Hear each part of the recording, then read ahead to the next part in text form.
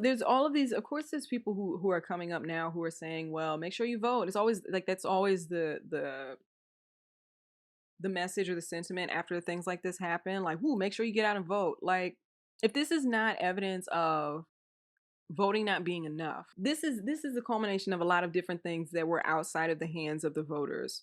Like, all that voters can do is put a Democratic president into the presidency and put Democratic Congress people in Congress. People are out here saying, like, well, this wouldn't be happening if y'all had gone out and voted for Hillary Clinton in the 2016 election. Hillary Clinton won the 2016 election by popular vote. She did. The Electoral College is the reason why she was not president, right? So she got the right number of votes to be president. She just didn't win the Electoral College. Democrats could have removed the Electoral College, but they left it in place because they saw it as, in the same way that it's kind of working as a loophole for Republican presidents, which it has for the last two. I feel like Democrats kind of think, like, let's leave it in place, like it might work for us sometimes too. And it's like, no, it's not working for y'all. It's actively working against y'all. You've had multiple opportunities to get rid of the Electoral College and you've just not done it. Ruth Bader Ginsburg should have retired. She should have stepped down under Barack Obama. That would have been more strategic than just staying there and refusing to relinquish power. She should have stepped down. She didn't. Now, what does that have to do with voting? The American people were not keeping Ruth Bader Ginsburg in her seat. And even if she had stepped down, they would not have chosen the person to replace her. So that has nothing to do with voting. Kids who are tossed into the foster care system, kids that are brought into households where they are not wanted, kids who are brought into households where they are not loved, do not do well. And I believe that that outweighs numbers. We need to have quality over quantity within the Black community. We need to have kids that are taken care of by parents that can support them. That is more important.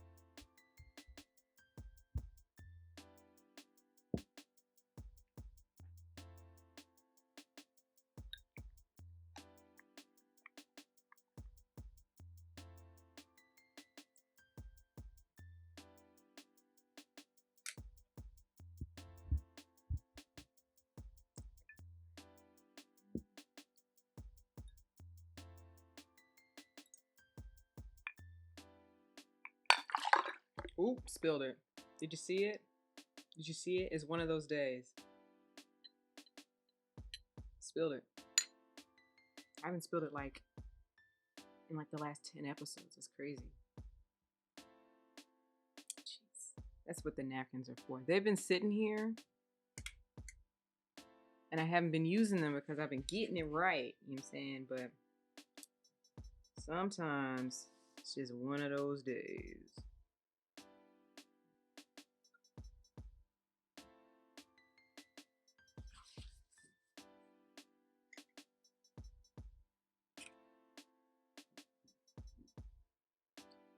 Okay, let's see if I get the cream right.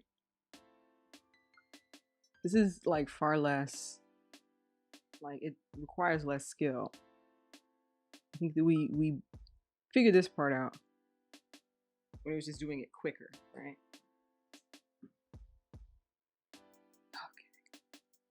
Okay. Y'all, all hell has broken loose. And this week is off to a terrible start. Wow. Let me not forget the greeting. I'm sorry. What's good, y'all? My name is Morgan Clement. I'm an artist and designer based in Los Angeles, California. I have a clothing line called Matin in Morgan that's in the works right now. And this is Good Morning Morgan. Today I'm back to my tried and true, which is Portrait Coffee. Right here. They're Tony roast. And yeah. Like I said, all hell has broken loose. So let me address a few things. So I actually had another episode planned for today. I'm going to be releasing this one on Tuesday. I had another episode already recorded, already planned, scheduled for Tuesday. And I decided to push it back. I'm sorry, not Tuesday, on Wednesday. And I decided to push it back until Friday. And that's going to be a review of the show Heartstopper on Netflix. But since I recorded that, the Met Gala has happened, and coinciding with the Met Gala happening, women's rights are being attacked. So I thought that it would be appropriate to push that back, and discuss what's going on. Like, wow. So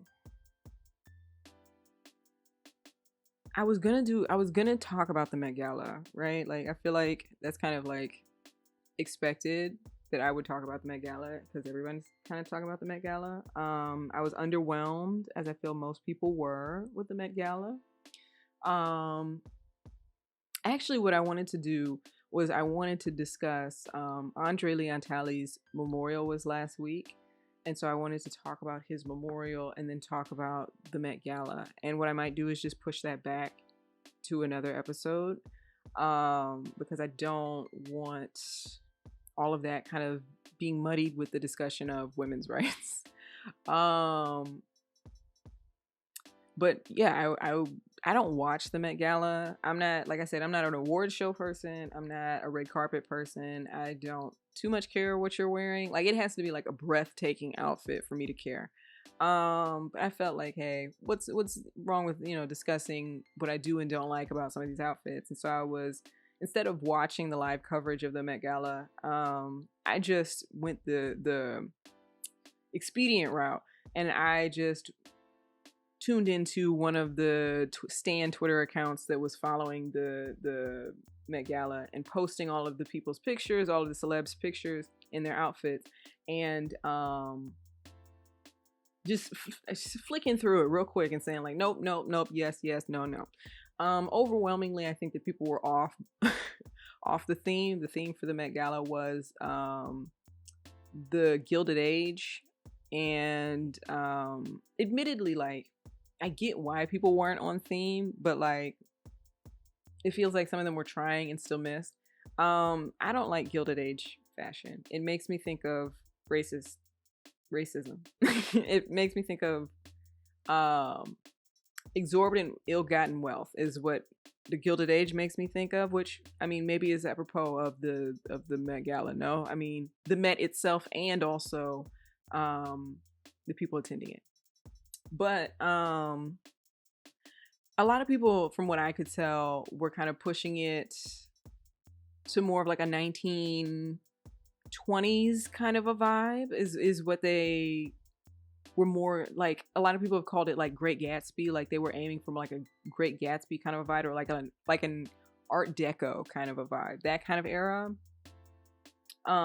Which I don't blame them, because I would argue that in terms of fashion, that was just a cooler period of time. It seems more relevant to now than the Gilded Age does.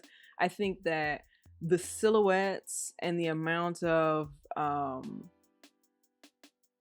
guess you would call it maximalism, right? Like I think that that's the issue that I have with the Gilded Age and the fashion from the Gilded Age, is that it is European maximalism, which I don't particularly care for. um, Maximalism in literally any other culture, I am all there for. Like maximalism in Asian cultures, maximalism in African cultures, maximalism in literally all cultures outside of Europe. Love it. It just feels different when it comes from Europe and when it comes from white America. It just does. So I've never really had that much of an interest in gilded fashion. I think that it seems stuffy and it's difficult. That seems like a difficult age to translate into now, into modern times. But the other thing too that I thought was notable is that when you come up with a theme like the Gilded Age, when you talk about the late 19th, century,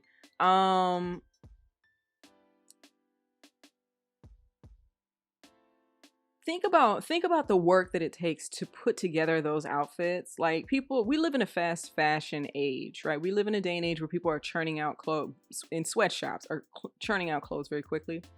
And so to tell people to aim for a theme that is from a totally different period in time where people approach fashion differently and workmanship differently. And not only that, but like, of course, there's going to be a lot of people who are going to want to modernize that look. You got to give people time to do that, and I don't think that that's what happened here. You got to give them the prompt, and then allow them enough time to first study the Gilded Age and get whatever parts and pieces that they love from the Gilded Age, and then give them time to modernize that idea and reconstruct it to fit a modern age. Because if we had seen a whole bunch of Gilded Age fashion walking down the red carpet or up the stairs, I would have hated every bit of it. So I'm not gonna go too deep into it, because obviously, as the Met Gala was happening, so I'm scrolling through the timeline trying to catch who looks good and who doesn't, and who I want to talk about and who I don't want to talk about. And the news breaks that there was a leak of a Supreme Court decision concerning Roe v. Wade, and that they have every intention of overturning that decision and ending protections around abortion. And so that brought everything to a screeching halt, right? Like, who cares about the Met Gala? And I feel like this has happened. I can't quite put my finger on it, but it feels like this has happened like for the past few Met Galas, where there's some sort of scandal happening coinciding with the Met Gala. And so, I don't know. The celebrities themselves are not all that interesting anymore. Inequality is growing at an insane rate. And so it's like, there's only so much interest we can have in that kind of an event at this point. And then all of the the key names that usually show out for that weren't even there. So who cares, right? And so I read, the first article that I saw was by Politico. And so I read the article by Politico to try and understand what was going on. And I don't know, like a lot of people have said, like, we've seen this coming. We know that this is what they've been trying to do for the longest time. It's been decades in the making. And I don't know. I think that, I don't know. I think I feel the same way that a lot of women feel right now. Is just awestruck and saddened.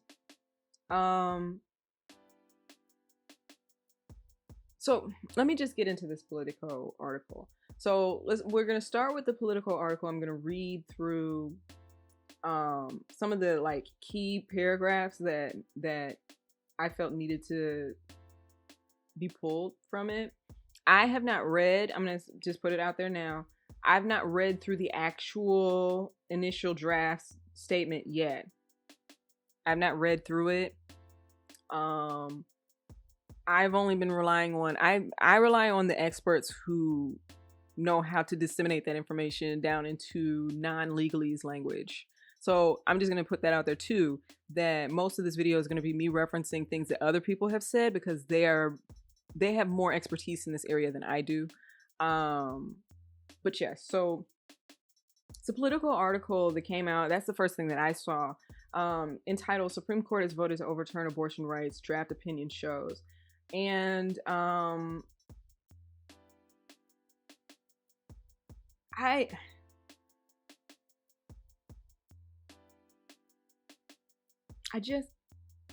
let's just start with this paragraph. So this is well into the article. But it says a George W. Bush appointee who joined the court in 2006, Alito, who is the justice who wrote this statement, argues that the 1973 abortion rights ruling was an ill-conceived and deeply flawed decision that invented a right mentioned nowhere in the Constitution and unwisely sought to wrench the contentious issue away from the political branches of government. Skipping down a little bit more, Roe's survey of history, this is a quote from Alito himself. Roe's survey of history ranged from the constitutionally irrelevant to the plainly incorrect, Alito continues, adding that its reasoning was quote unquote exceptionally weak and that the original document or the original decision has had quote damaging consequences. And then he says, the inescapable conclusion is that a right to abortion is not deeply rooted in the nation's history and traditions. And so basically that's kind of been like a huge issue here recently, is I guess that the new MO of conservatism, excuse me, is to lean into the Constitution. Like if it's not in the Constitution, then it's not valid. And especially if it's not been codified into law, then it's not valid. And that's true of the right to abortion. But the irony of that coming down as a decision from people who technically would not be, because this was obviously, there's a conservative majority in the Supreme Court, and that conservative majority has overwhelmingly, I mean, they've all agreed with this. So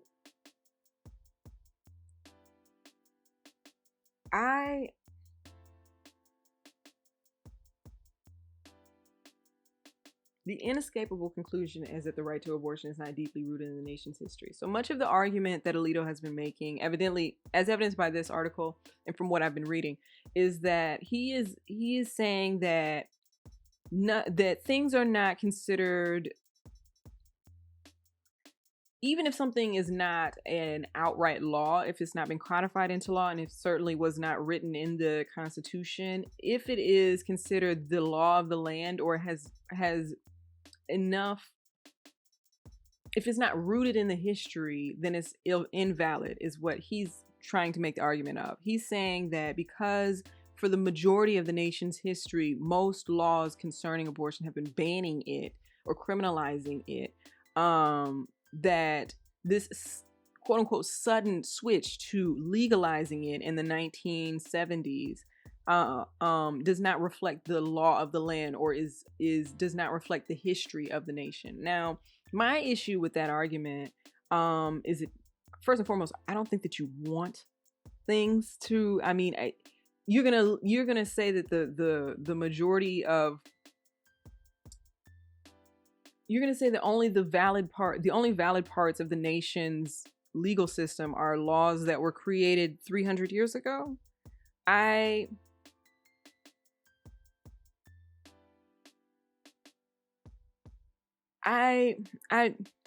This is not, how can I explain this?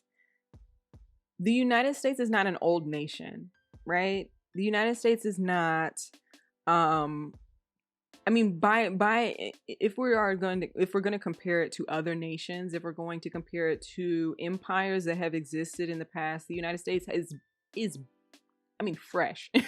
I know that, since 1776, it seems like a long time ago, but in reference to other nations, other existing empires that have risen and fallen and those kinds of things, the United States is I mean, an infant in comparison. And yet in that period of time, for whatever reason, we have now gotten to the point where people believe that everything said in 1776 is set in stone, is an irrefutable truth, that everything said in 1776 is right and just, and that everything said since is speculation or undermining that truth. What? my thing is, human beings are not perfect. Human beings are not all knowing and all seeing. We are born with rights. Going about writing those things down to protect them is obviously going to take more than a few white men in a room in 1776. They're not going to cover everything. And that's even if they had the intent of covering all rights, which they did not, right? Those people, the men that wrote the Constitution had no interest in protecting the rights of poor people, protecting the rights of women, protecting the rights of anybody that was not white. And so they didn't even set out with the goal of covering all of the rights that need to be protected under a Constitution or a Bill of Rights. They didn't even set out with that intention. Even if they had set out with that intention, one would have to imagine that over time, that document would have to grow because they wouldn't be able to. It's humanly impossible to cover all rights, write them all down in legalese that makes, that makes sense to a court system.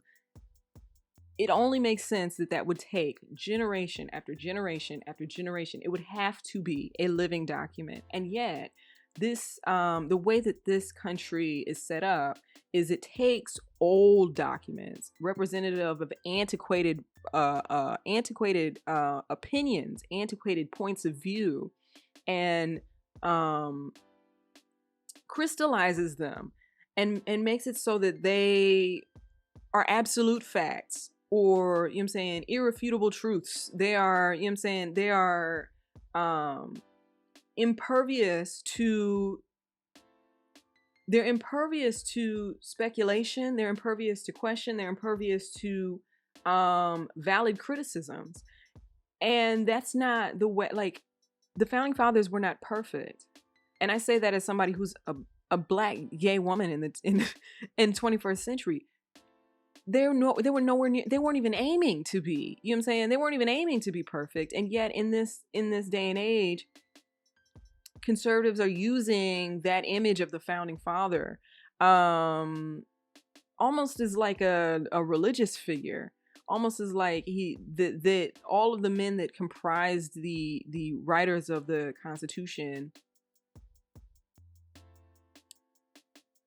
I don't know, had no flaws, that they were geniuses, philosophical geniuses. No, they had an agenda. That's what the Constitution is. That's why the Bill of Rights had to come into existence, because they didn't cover anything but their own personal interests. So to be a constitutional purist, why? And especially considering that two of the justices that agree with this, Clarence Thomas being a black man who, were it not for the Bill of Rights, would still be a slave, and Amy Coney Barrett, who certainly would not be a Supreme Court justice, be a judge at all, were it not for the Bill of Rights. I don't know. It doesn't make any sense for them to be. It's the only reason why they are holding on to the Constitution is because that evidently is the new piece that conservatives are playing, that Republicans are playing with, is being a constitutional originalist or purist. So let me move on to my next quote. The Constitution does not prohibit the citizens of each state from regulating or prohibiting abortion, the draft concludes. Roe and Casey arrogated that authority. We now overrule those decisions and return the authority to the people and their elected representatives. Roe expressed the quote unquote feeling that the 14th Amendment was the provision that did the work, but its message seemed to be that the abortion right could be found somewhere in the Constitution and that specifying its exact location was not of paramount importance, Alito writes. In that opinion, Kavanaugh, okay, hold on a second. So they mention, let me go back a little bit. So they mention some of the language that is being used in here, which is important because even within the legal system, even just use of certain terms sometimes can be used as, like, I guess, precedent. And so they're paying attention to the use of certain terms by certain justices, and they point out that Alito and Kavanaugh have been using the term egregiously wrong in reference to Roe v. Wade, but they've also used that term in reference to other cases. And people are trying to get a hold on, you know, if this is the route that you're using to destroy any argument for Roe v. Wade, that the same arguments that they are posing against this case can be posed against other cases. And I'll get into that a little bit more later. Hold on a second. So it says, in that opinion, Kavanaugh labeled two well-known Supreme Court decisions as egregiously wrong when decided: the 1944 ruling upholding the detention of Japanese Americans during World War II, Kuromatsu versus United States, and then 1896 decision that blessed racial segregation under the rubric of separate but equal, Plessy versus Ferguson. The High Court has never formally overturned Kuromatsu, but did repudiate the decision in a 2018 ruling by Roberts that upheld then President Donald Trump's travel ban policy. So what they're trying to do, it seems, is draw connections between what they consider to be terrible events in American history, in order to draw parallels between those and abortion. Things that have absolutely nothing to do with abortion. Things overwhelmingly that have to do with racism. Japanese internment was wrong, right? What does that have to do with abortion? But they're using the same language around both of those cases, and people are concerned that they might be drawing parallels between those two things. Same with the separate versus equal. They're using social justice, racial social justice issues as a means of trying to glob on negative connotations with Roe v. Wade, trying to equate it to racism, which doesn't make any sense. And then it goes on to say, Alito's draft opinion ventures even further into this racially sensitive territory by observing in a footnote that some early proponents of abortion rights also had unsavory views in favor of eugenics. Quote, some such supporters have been motivated by a desire to suppress the size of the African American population, Alito writes. It is beyond dispute that Roe has had that demographic effect. A highly disproportionate percentage of aborted fetuses are Black. And then it goes on to say, for our part, we do not question the motives of either those who have supported and those who have opposed laws restricting abortion, he writes. So essentially what they're saying is, well, you guys should not like abortion because in the past, the people who helped start up some of these organizations that perform abortions had eugenics in mind. They wanted fewer poor white people and they wanted fewer Black people particularly. And a lot of Black people have actually used that argument to try and dissuade people from getting or to dissuade women particularly from getting abortions. And I think that this is the one issue, since we're talking about race, this is one of those issues where even Black people, like, I feel like we assume that Black people, just because Black people largely vote for Democrats, that Black people don't have conservative ideologies around certain things. This is one of those issues where Black people have very conservative views when it comes to abortion. And this is one of those things where I feel like this is a gateway into conservatism into conservatism. Is abortion. There are a lot of Black people who are done a disservice by the Republican Party, who are done a disservice by fiscal conservatism, and they will willfully overlook that. And I feel like there's a lot of white people technically who also have that problem, will willfully overlook that in order to vote side by side or stand side by side with people who are against abortion. My personal view on that is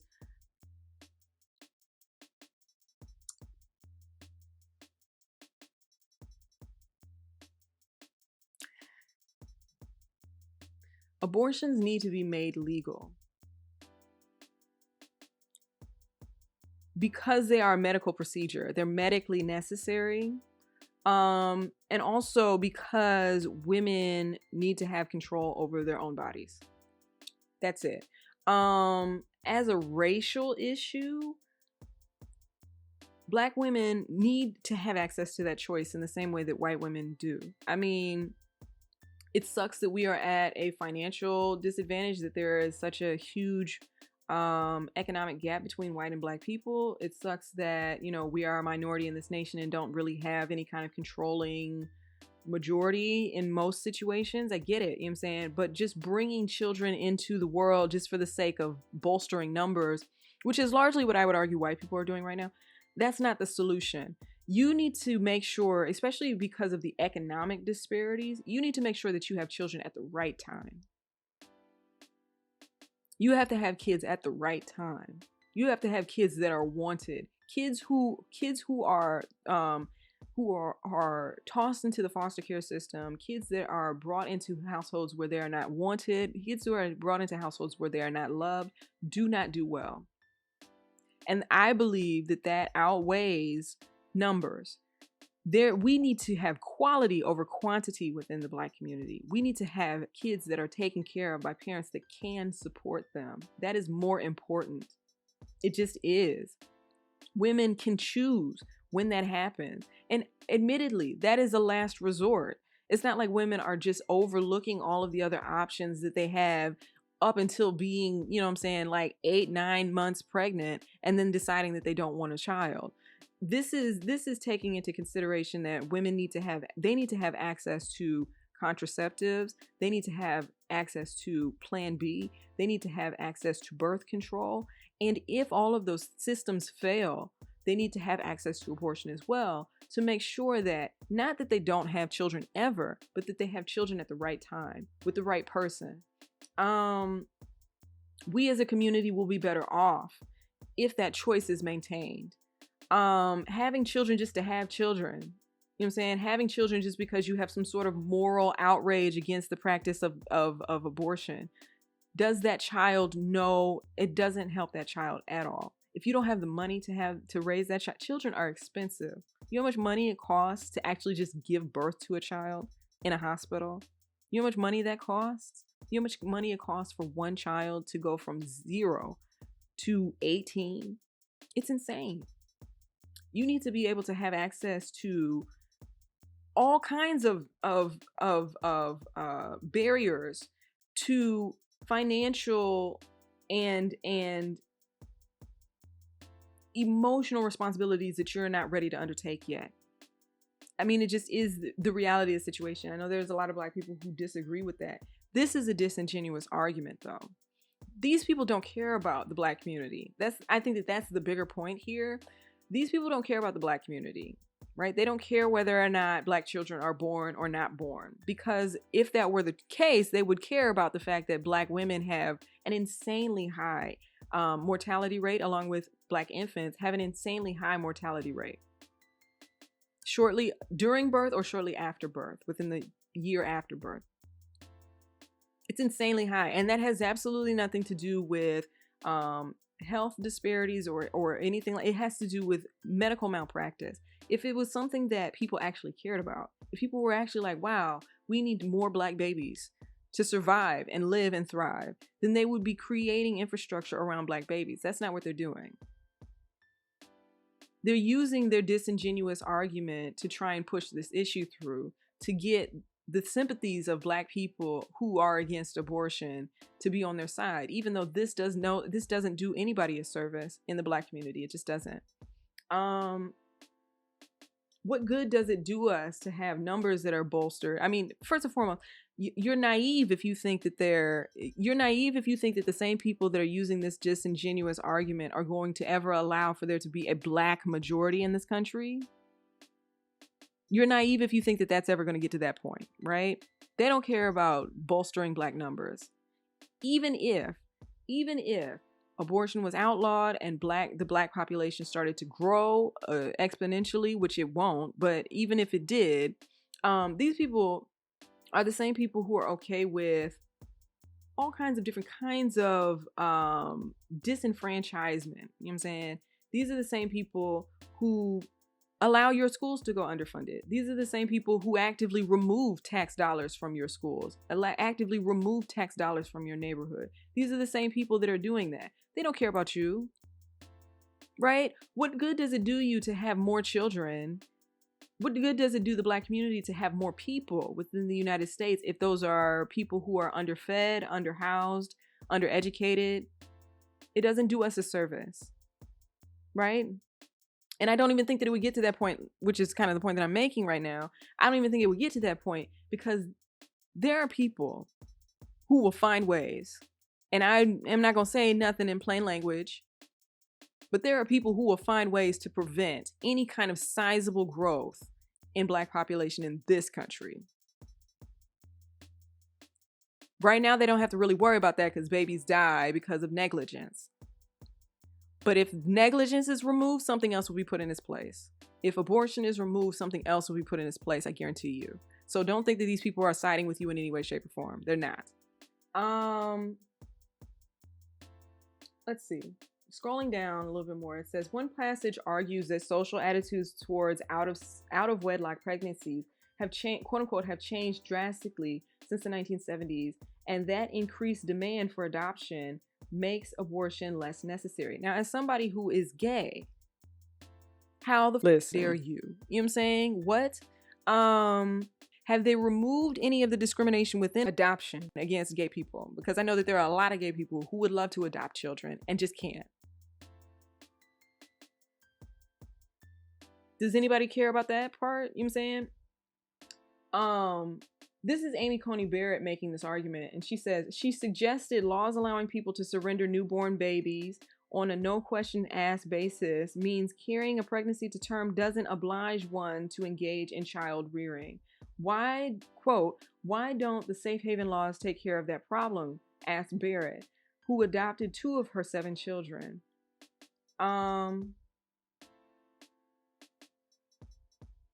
So the part that specifically, like, kind of to what I've already just said, this doesn't take into consideration the physical toll that pregnancy has on someone. You could die giving birth to somebody. You can die giving birth to a baby. Like I said, Black women have an insanely high rate of that. So if you remove abortion or criminalize abortion, and very likely they're going to try and do the same thing for contraceptives as well. If you remove access to those things and force women to give birth, inevitably there will be more women that die as a result. It just is the reality of the situation. You increase the number of women that carry babies to term, you increase the number of women that die giving birth. That's the truth. So saying that, well, why are y'all so worked up about carrying babies to term? You don't even have to take care of them. They have to carry them. They have to give birth to them. That is an ordeal in and of itself. But not only that, am I to believe that a conservative judge is going to have infrastructure in place to take care of all of these unwanted kids? Are they going to bolster like a welfare system or a foster care system with tax dollars? Am I supposed to believe that? Am I supposed to believe that that's what she's advocating for? That the state is going to take care of these babies? So that's a disingenuous argument as well. there are already too many children that are in foster care, in the adoption system. There could be fewer if they remove some of the restrictions around LGBTQ people who want children, who want to adopt children, but that's not going to completely solve the issue, right? And I don't think that they have any intention of doing that, for one. But then also, they're not going to create state-funded programs in order to take care of all of these unwanted children. They're just not. And so to go on, it says much of Alito's draft is devoted to arguing that widespread criminalization of abortion. Much of Alito's draft is devoted to arguing that widespread criminalization of abortion during the 19th and early 20th century belies the notion that a right to abortion is implied in the Constitution. The conservative justice attached to his draft a 31-page appendix listing laws passed to criminalize abortion during that period.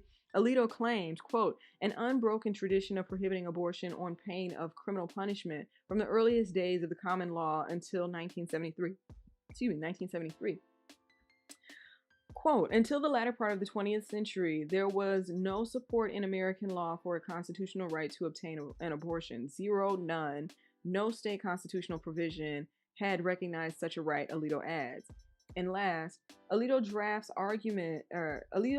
argues that rights protected by the Constitution, but not explicitly mentioned in it, so-called unenumerated rights, must be strongly rooted in U.S. history and tradition. That form of analysis seems at odds with several of the court's recent decisions, including many of its rulings backing gay rights.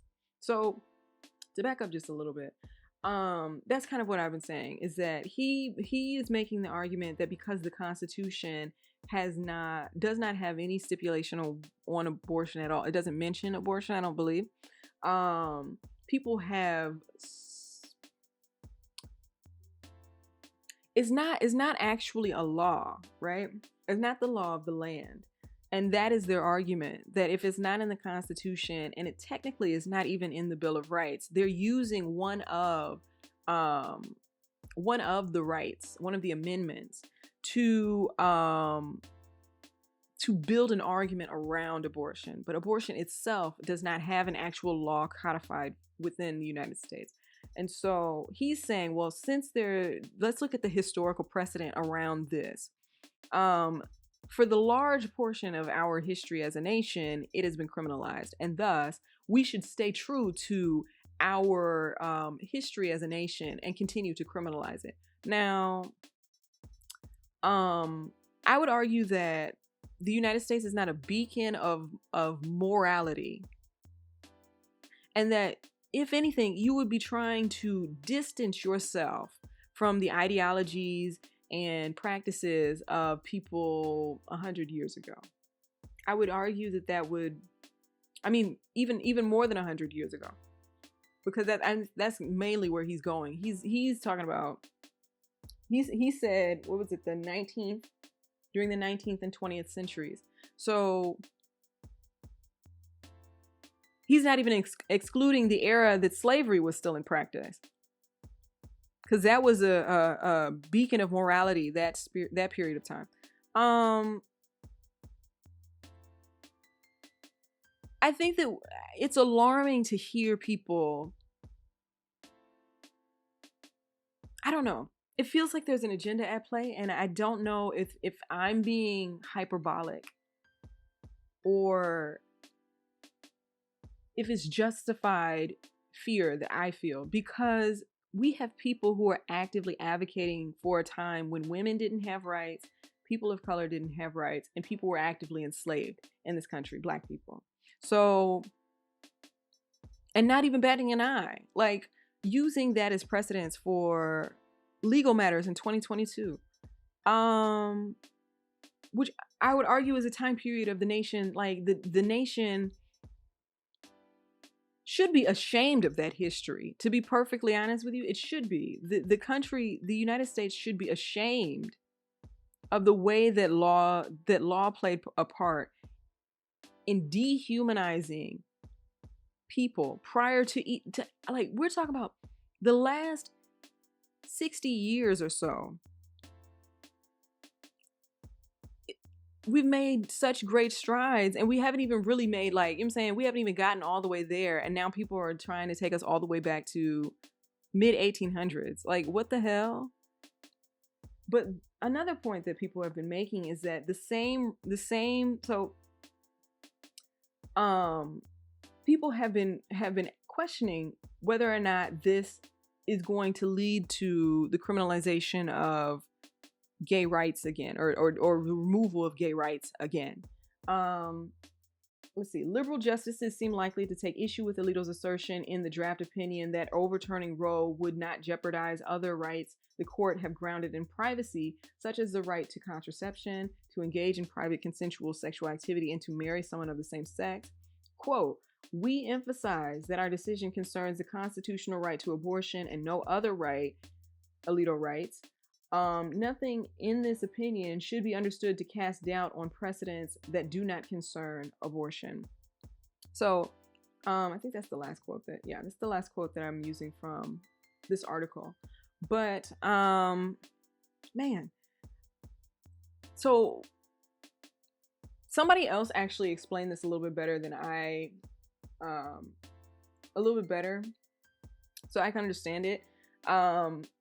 So what I understand now is that they're using the right to privacy as an attack against Roe v. Wade. They're attacking the right to privacy, saying that it's not an actual right within the Constitution, and thus this is not protected under a right to privacy, or that the right to privacy is not a real right, I guess. So this person wrote this thread, which was very informative to me, and it says, Roe v. Wade is based on the quote-unquote right to privacy. If the majority opinion by SCOTUS suggests that the Constitution does not protect the right to privacy, that affects a whole lot of other decisions. Buckle up. This is the beginning of a lot of potential ugliness. A thread. And then they're going to list Lawrence versus Texas, decided in 2003. The court used the right to privacy to determine that it's unconstitutional to punish people for committing sodomy. The Roe ruling could open the door to criminalizing homosexuality. Griswold versus Connecticut, decided in 1965. This case protects the ability of married couples to buy contraceptives without government restriction. This isn't just about abortion. Next up, contraceptives. Loving versus Virginia. This 1968 case, which threw out laws banning interracial marriage, was decided based on the right to privacy. If a state wanted to prohibit who people could marry, there's no protection from that without a right to privacy. Stanley versus Georgia, 1969. This case found that there was a right to privacy around possession of pornography. If a state wants to outlaw pornography or certain forms of adult pornography, it could do that without the right to privacy. Obergefell versus Hodges, the 2015 opinion that legalized same-sex marriage, used the right to privacy and the Equal Protection Clause to do so. This could open the door for a state to try to test same-sex marriage laws. Meyer versus Nebraska, this 1923 ruling allows families to decide for themselves if they want their children to learn a language other than English. This could open the door for racist states to try to outlaw learning their family's languages. Skinner versus Oklahoma. This 1942 ruling found that it's unconstitutional to forcibly sterilize people. The Roe ruling could open the door for criminals, disabled people, or Black and Indigenous people of colored folks to be forcibly sterilized. Okay, that's a quick overview of the judicial chaos that could occur in the aftermath of striking down Roe v. Wade. All these decisions might no longer be settled law, and states could try to test them by creating laws designed to test the courts. Judge Alito is a constitutional originalist, and that means that he believes the Constitution should be interpreted as it was meant when it was written or when it was created. That means that he likely doesn't believe there is a right to privacy in the Constitution. Judge Thomas, Judge Barrett, and Judge Gorsuch are also originalists. They don't see themselves responsible for the chaos that ensues after Supreme Court decisions. They don't believe past precedent matters, only the original meaning. And then they go on to give like a background on these people and their originalist views. Let's see. Someone else decided to do a thread about specifically about gay rights. This person's named Mark Joseph Stern. And it said Alito's draft opinion overturning Roe and Casey approvingly cites Clarence Thomas's debunked claim that abortion is a tool of eugenics against Black people. So even Clarence Thomas with his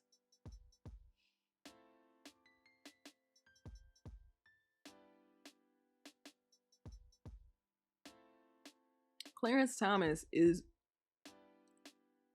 co-signing this nonsense about banning abortion being against the practice of eugenics somehow. Alito's draft opinion explicitly criticizes Lawrence versus Texas legalizing sodomy and Obergefell versus Hodges legalizing same-sex marriage. He says that, like abortion, these decisions protect phony rights that are not deeply, quote-unquote, deeply rooted in history. Alito's draft opinion gives a shout out to Amy Coney Barrett's theory that, quote unquote, safe haven laws diminish the need for abortion by allowing new parents to relinquish their child lawfully. Let me explain what this draft does and doesn't say about gay rights, because I realize the screenshot above doesn't tell the whole story. There are parts of the opinion in which Alito parrots Kavanaugh's reasoning that abortion is, quote unquote, unique because it involves taking a, quote unquote, life. And there is a portion in which Alito says, hey, we promise this decision won't imperil other precedents. Two problems. First, he's talking about precedents that came before 1992's Planned Parenthood versus Casey. Lawrence, which is sodomy, and Obergefell, same-sex marriage, came later. Second, the meat of Alito's opinion is a lengthy repudiation of unenumerated, quote-unquote, unenumerated rights that are not laid out in the Constitution. The Supreme Court may only protect these rights. Alito says if they are deeply rooted in history, abortion is not, neither is same-sex marriage. True, Alito says there are other rights that may be quote-unquote deeply rooted, but our precedents protect them anyway, like interracial marriage. These seem okay. This list does not include any gay rights cases, which are conspicuously separate from the precedents that Alito blesses. Alito seems to identify the gay rights decision as part of, quote, a broader right to autonomy and to define one's concept of existence. That's correct. The concept of individual autonomy lay at the heart of these rulings. It's a concept that Alito totally trashes and disavows.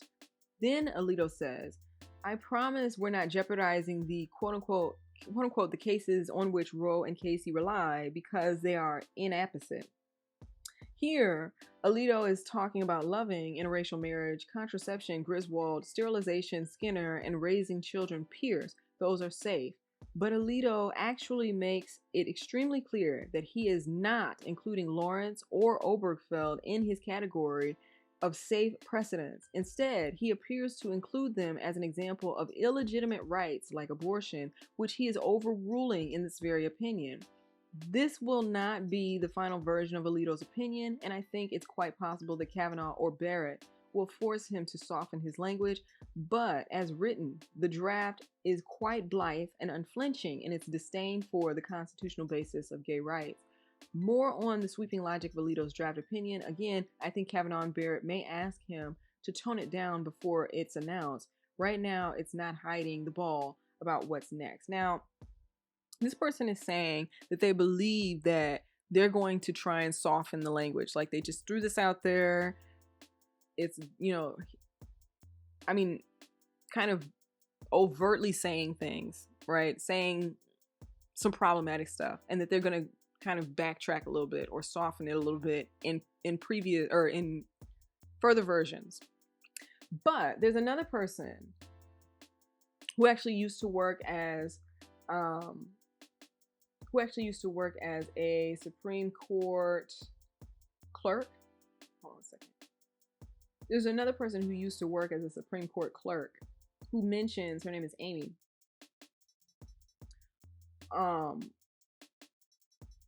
who mentions that there's a possibility that this was leaked so that they could basically lock down the document with its current language. So Amy says, I clerked at the Supreme Court. Last night I assumed a liberal clerk leaked the draft opinion overturning Roe. Now I think much more likely it was leaked by a conservative fanatically committed to every word of Alito's monstrous opinion.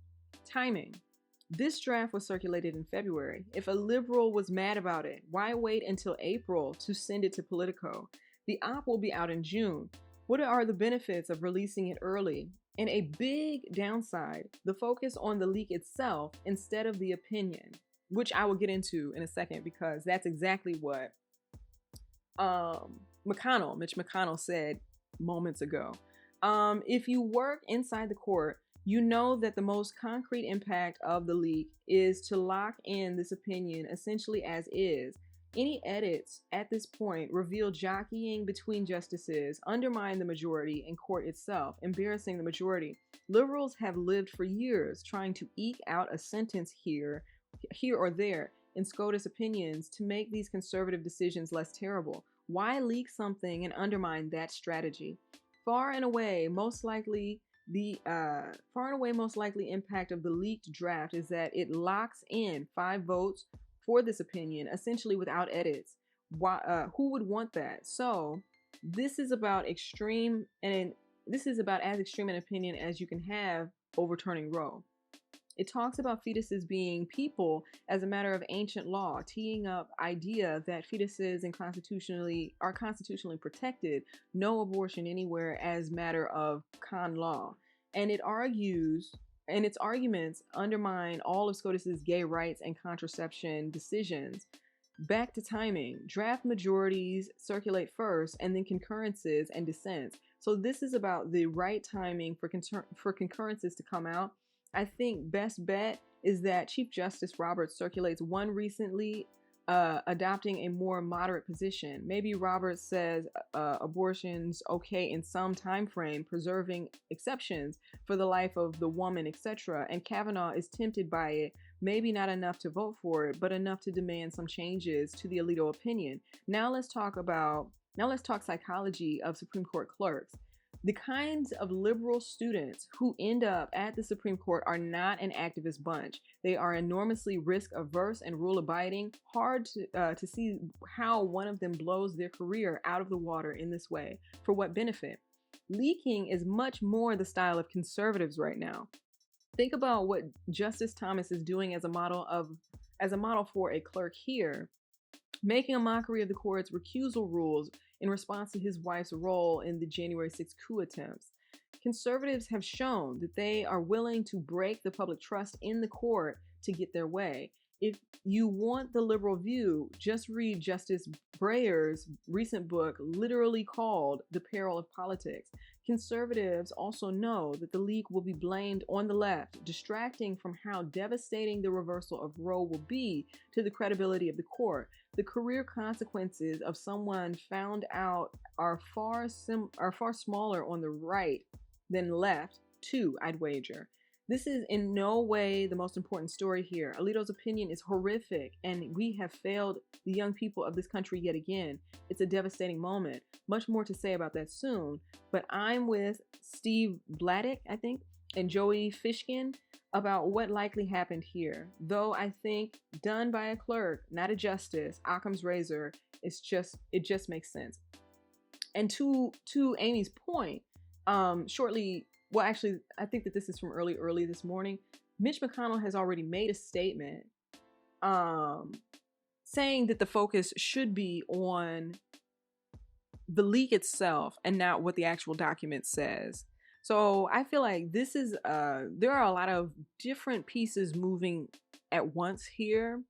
And the public focus and outrage is being weaponized, is what it feels like. So there was a statement, and I think I'll play it, of Mitch McConnell saying that the focus needs to be on the leak and not on what the actual document says. You need, it seems to me, excuse the lecture, to concentrate on what the news is today. Not a leaked draft, but the fact that the draft was leaked. I also wanted to pull out this video of Elizabeth Warren responding to, because I don't know, it seems relevant. I feel her sentiment, you know what I'm saying, what she was saying in this video, so I just wanted to play it real quick. How are you feeling? I am angry. Angry and upset? Angry and upset and determined. The United States Congress can keep Roe versus Wade the law of the land. They just need to do it. I've never seen you so angry. You seem to be... This is what the Republicans have been working toward this day for decades. They have been out there plotting, carefully cultivating these Supreme Court justices so they could have a majority on the bench who would accomplish something that the majority of Americans do not want. 69% of people across this country, red states and blue states, old people and young people, want Roe versus Wade to maintain as the law of the land. We need to do that. And we have a right. Extremists, we've heard enough from the extremists. And we're tired of it. Thank you. Senator, does this open the door for other constitutional rights? So, the only other thing that I wanted to discuss, or the other thing that I wanted to bring up, was Joe Biden actually released a statement in response to this earlier today. And this is his statement. Statement by President Joe Biden. We do not know whether this draft is genuine or whether it reflects the final decision of the court. It has been revealed by, I believe, Clarence Thomas himself. Verified that it's the legitimate draft. It's genuine. With that critical caveat, I want to be clear on 3 points about the cases before the Supreme Court.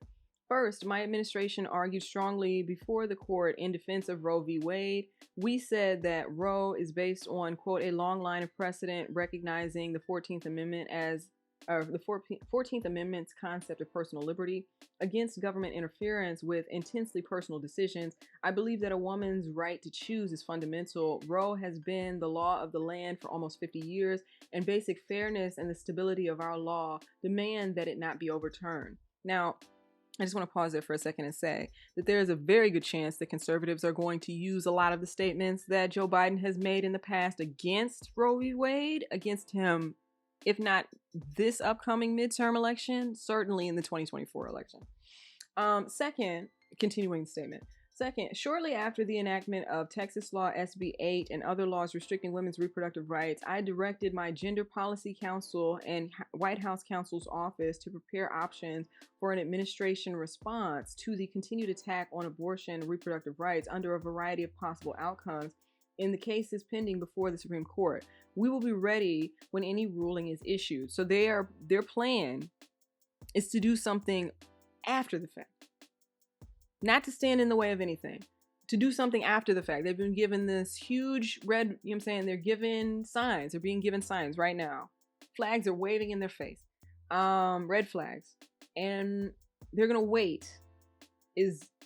Okay? Third, if the court does overturn Roe, it will fall on our nation's elected officials at all levels of government to protect women's rights to choose.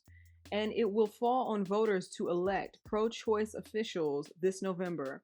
At the federal level, we will need more pro-choice senators and a pro-choice majority in the House to adopt legislation that codifies Roe, which I will work to pass and sign into law.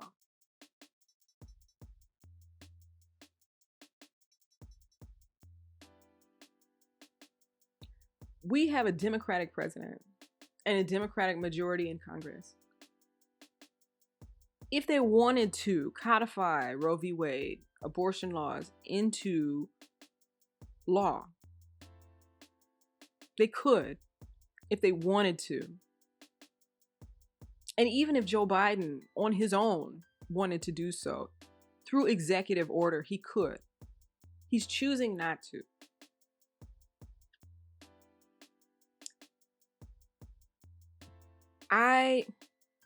And so, of course, there are all these people out here who are like, I'm not gonna explain it. It feels like in this statement, he's kind of doing, I feel like he's leaning into the exact same rhetoric that got him elected, but is not a strong platform to run on, which is, seems like that other side's pretty scary. You better vote for us. That kind of a thing, that kind of like sentiment. Seems like the other side is really trying to get rid of abortion rights. You better elect people who are pro-abortion, as if, I mean, there are Democratic candidates who are standing in the way of abortion rights as well, which is, or Democratic, yeah. Instead of doing the job while they're in power, they're waiting, which doesn't make any sense to me. I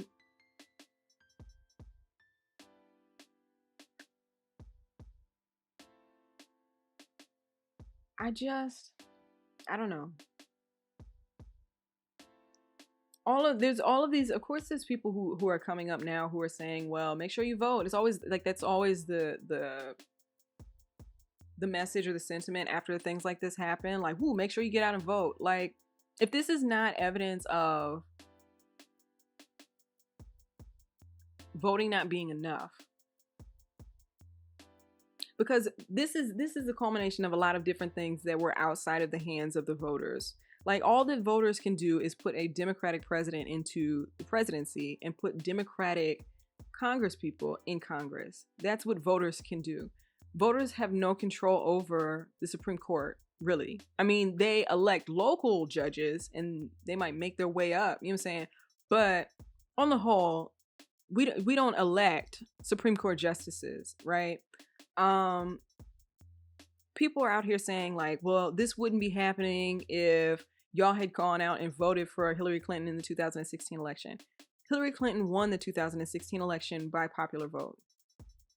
She did. The Electoral College is the reason why she was not president, right? So she got the right number of votes to be president. She just didn't win the Electoral College. Democrats could have removed the Electoral College, but they left it in place because they saw it as, in the same way that it's kind of working as a loophole for Republican presidents, which it has for the last two. I feel like Democrats kind of think like, let's leave it in place like it might work for us sometimes too. And it's like, no, it's not working for y'all. It's actively working against y'all. You've had multiple opportunities to get rid of the Electoral College and you've just not done it. Additionally, Ruth Bader Ginsburg. So that's one. The voters did turn out for Hillary Clinton, right? She got more votes than Donald Trump did. And that's also not taking into consideration the prevalence of gerrymandering. That's a whole nother conversation.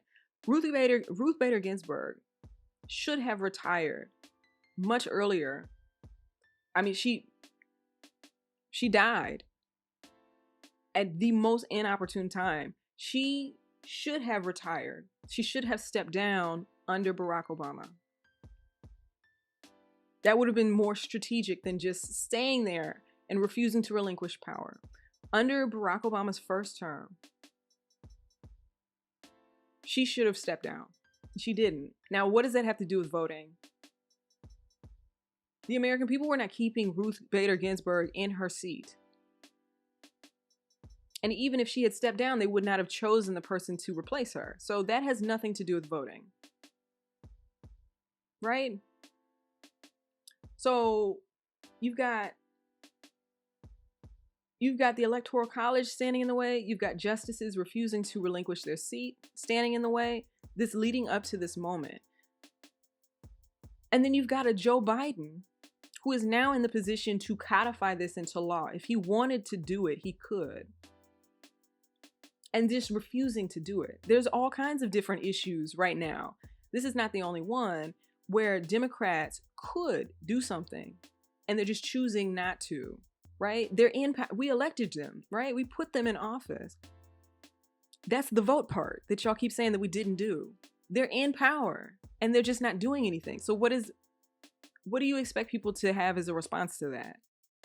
You just want us to, like, a lot of people are joking, like, you want us to vote harder? Like, what do you want from us? The solution is not voting, because we've already voted them into office. They're already there. They're already a majority. So what are y'all talking about? And I have to be honest, I'm terrified for what this means for me and for people like me. You know what I'm saying? If I do you have to understand how committed to an agenda you have to be to undermine privacy in the United States. Say that privacy is not a real right and have conservatives agree with that. I think that that's the weirdest thing about about the past few years, is that if you read about the major tenets of conservatism, if you read about the major tenets of the right wing, in theory they make sense. But the party itself doesn't actually align with any of that. They don't actually operate under any of those rules. Supposedly, the right wing is in favor of small government. Supposedly, the right wing is in favor of less taxes. Supposedly, the right wing is in favor of privacy. Privatization in particular. Like, I know that those are two different things, but like, and yet in this instance, I mean, a whole bunch of those things are coming in. They're contradicting themselves with this one issue. You mean to tell me that you want the government to be big and powerful enough to interfere in personal healthcare issues? To interfere in personal family decisions? You want the government to have that power.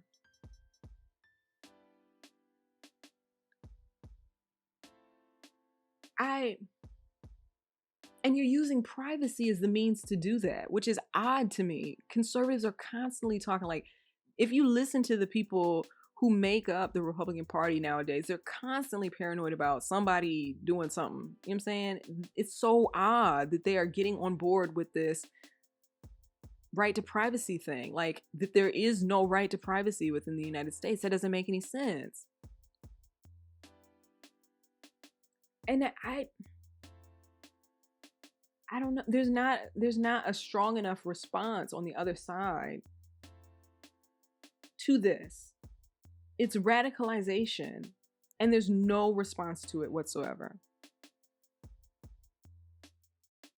And so how am I supposed to, as somebody who, you know what I'm saying, thankfully I've never had to go down that road of considering an abortion. But as somebody who is a woman who is in favor of women's rights, obviously, as somebody who is gay, who just recently got the right to get married to somebody of the same sex, whose sexuality was recently decriminalized. All of these things are connected. So how am I supposed to take them saying that they're not coming for all of that at face value? And I think that that's how I know that some of this is, how can I explain it?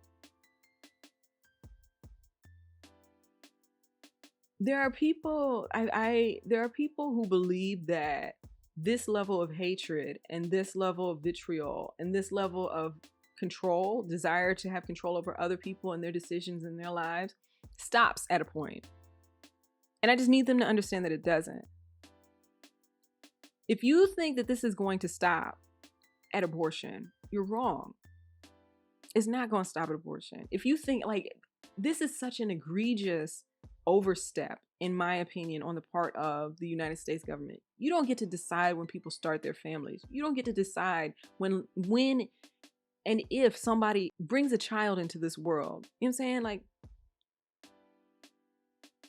that's not for you to decide. And it's certainly not for other people to decide for you. That's a personal decision. And I would think that the party that supposedly cares about privacy so much would care about that. That cares about individualism so much would care about that. It's so odd. Like, it just blatantly contradicting themselves. It doesn't make any sense. And if you think that that's going to stop at gay people, if you think that that's going to stop at poor women, it's not. If the government is essentially saying, we don't care about your right to privacy, There's nothing protecting your right to privacy. Like, forget about abortion for a second. The United States government is saying there's nothing in the Constitution that protects your right to privacy. Right? And I believe that in this day and age, privacy is like more nebulous than it was back then too. So I believe that the Constitution protects you from not even the Constitution. I believe it's in the Bill of Rights, protects you from illegal search and seizure and those kinds of things. But privacy is now more than just your physical household, right? Like, privacy now can mean information about you, things that you're saying, right? Privacy is now all of this digital stuff attached to it. If the nation is saying that there is no recognized right to privacy, what does that mean moving forward? I don't know. Like, this is a terrifying moment in history. And you know what? I feel like I shouldn't be as terrified as I am, because like a lot of people have been saying, like, this has been coming for a long time, but I don't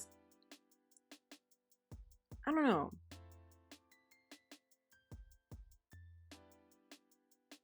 Like, I don't think that we're going to regress to being the exact same nation that we were in like 1850 or whatever. Like, I don't think that we're going back there, but I think that it has the potential to be far scarier than that. We have progressed technologically so much.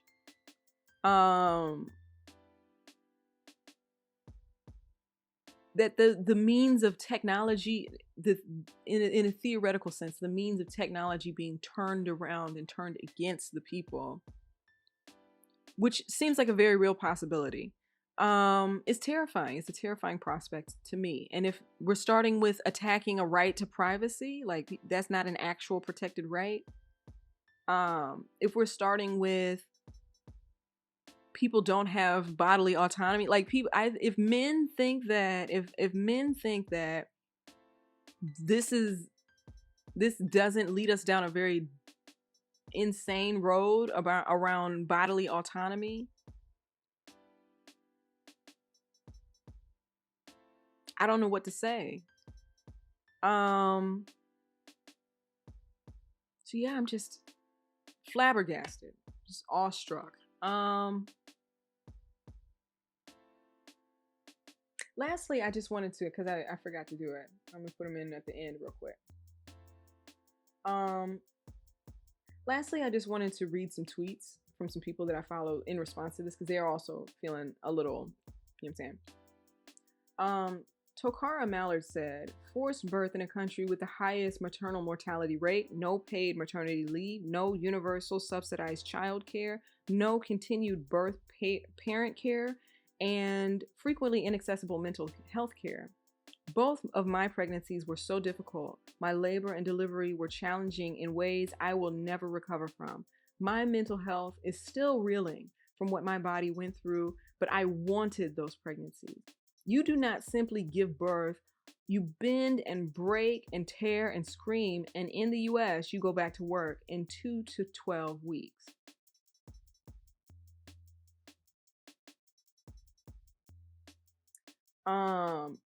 Professor B, said, I will say this about the leaked Roe decision. Folks, this was the long game, the long con. Don't blame not voting for Hillary, Bernie, etc. This is about a history and a strategy that linked the political with the religious and conservatives.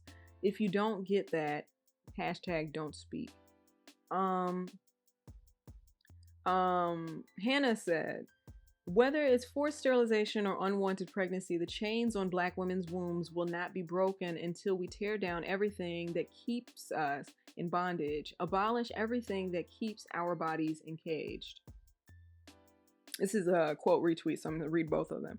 It says, men legit unalive women when they get them pregnant and they don't want the baby, which, another thing that people are not taking into consideration. When men don't want to have children,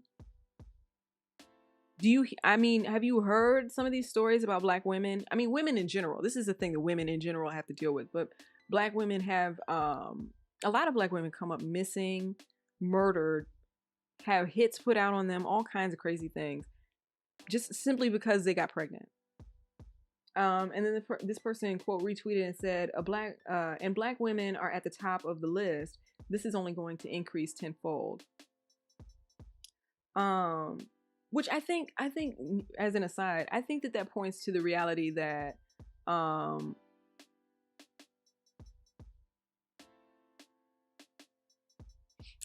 points to the reality that men fully understand the career and economic ramifications of having a child at the inappropriate moment or with the wrong person. And some of them choose to act with violence. What is the plan for dealing with that? What's the plan? Safe haven states doesn't fix that, right? There's no plan for that. And I know that white men have to be doing the exact same thing. There's no way. So I'll leave it there. And then I'll say this is the last thing. This person said, "Let this be remembered as the night the Met Gala saluted the Gilded Age, a time of outrageous wealth disparity coded in the patina of luxury, while the Supreme Court sentenced poor women seeking reproductive freedom to death." I'm gonna leave it right there. So yeah, if you've made it this far into the video, thank you so much for watching. I would love to hear your thoughts in the comment section because this is insane. If you have any insight, any information, I'd love to hear it. I don't particularly want to hear from pro-lifers. I'm sure that they're going to be there in the comments, but whatever. Like the video, subscribe to the channel, share the video, comment below, and until I see you next time, be good.